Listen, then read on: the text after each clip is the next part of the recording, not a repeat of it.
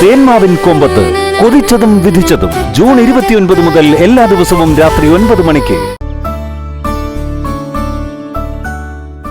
ചായ അല്ല, ഈ വീട്ടിൽ ആരും താമസിക്കാൻ ഉദ്ദേശിക്കുന്നില്ലെങ്കിൽ ഇത് നമുക്ക് ആർക്കെങ്കിലും വാടകയ്ക്ക് കൊടുത്തൂടെ? വെറുതെ കറണ്ടിന്റെയും വെള്ളത്തിന്റെയും കാശ് നമ്മുടെ കയ്യിൽ നിന്ന് എടുത്ത് കൊടുക്കണോ? അത് കുഴപ്പമില്ല ഭാനുമേ, തൽക്കാലം ആരും ഇങ്ങോട്ട് വരുന്നില്ലെന്നല്ലേ ഉള്ളൂ. മഞ്ചാടിമോളുടെ എക്സാം കഴിയുമ്പോൾ ചില കാര്യങ്ങളിൽ ചില തീരുമാനങ്ങളൊക്കെ ആവും. എന്നിട്ട് നോക്കാം.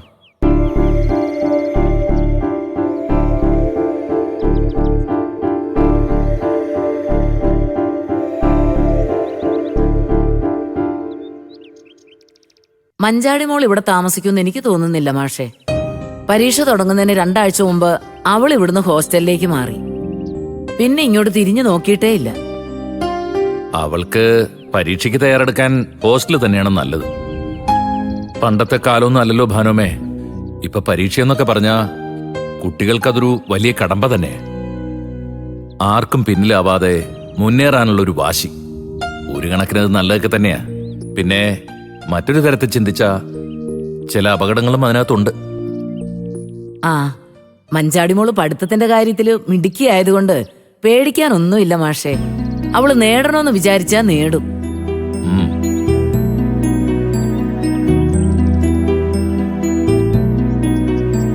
അവളെ കൂടി ഒരു കരക്കെത്തിക്കണ്ടേ ഭാനുമേ? അതും വലിയൊരു ഉത്തരവാദിത്വ. മാഷ് 4 മക്കളെ ഒറ്റയ്ക്ക് ഓരോ കൈകളിൽ എത്തിച്ചില്ലേ? ഇനി മാഷ് ഒറ്റയ്ക്കല്ല, മക്കളും മരുമക്കളും ഒക്കെ ഒപ്പമുണ്ട്. അതുകൊണ്ട് മഞ്ചാടിമോടെ കാര്യമൊക്കെ ഭംഗിയായിട്ട് നടക്കും.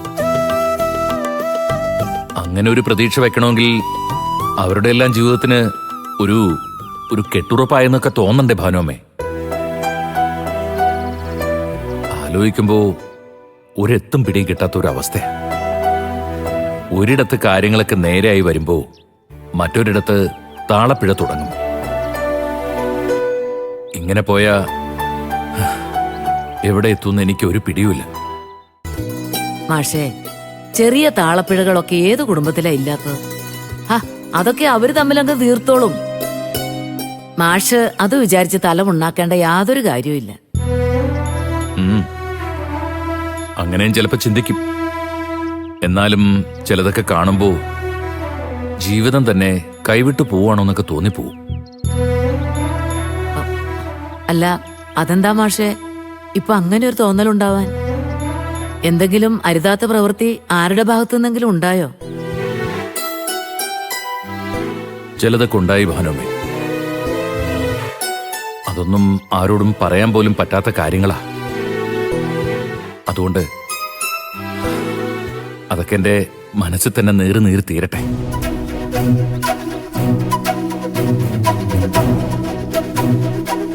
ശരി ഭാനുമേ, ഞാനെന്നിറങ്ങാം. മാഷിന്റെ വിഷമം എനിക്ക് മനസ്സിലാവുന്നുണ്ട്. ഒന്നും മനസ്സിൽ കൊടുക്കണ്ട മാഷെ. എല്ലാം ദൈവം നേരെയാക്കി തരും.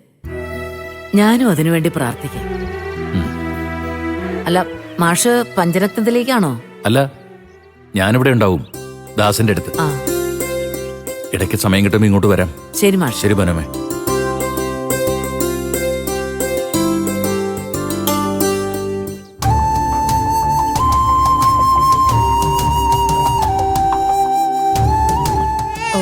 കരയല്ലേടാ, നീ എന്തിനിങ്ങനെ കരയുന്നേ?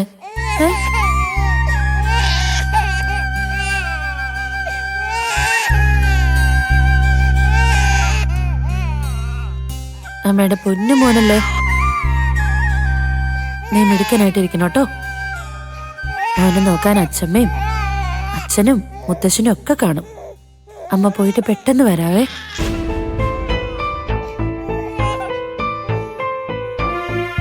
മക്കളെ, നിങ്ങൾ എപ്പോഴും നിങ്ങളുടെ അനിയന്റെ കൂടെ തന്നെ ഉണ്ടാവണം. കുഞ്ഞാവെ നന്നായിട്ട് നോക്കണേ. ഓ ഓ ഓ കരയല്ലേ കരയല്ലേ കരയല്ലേ. ഓ ഓ ഓ എന്താടാ മക്കള്, മുത്തശ്ശി ഒരു കാര്യത്തിലും ബുദ്ധിമുട്ടിക്കരുതേ. നല്ല അനുസരണമുള്ള കുട്ടികളായിരിക്കണം കേട്ടോ.